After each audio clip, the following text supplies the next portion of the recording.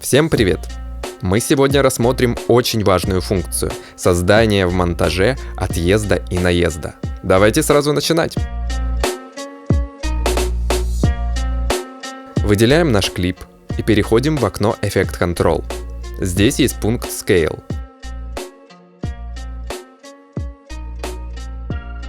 Нажимаем на его значение, удерживая кнопку мыши. И проведем влево и вправо. Так мы изменим масштаб кадра меньше и больше. Давайте сбросим значение этой кнопкой и перейдем к созданию наезда. Для этого нам нужно сделать базовую анимацию. Не бойтесь этого слова. Все очень просто. Нажимаем на эти часики и появляется точка. Она начальная позиция движения. Ставим ползунок немного дальше кадра и в этой области мышкой меняем масштаб.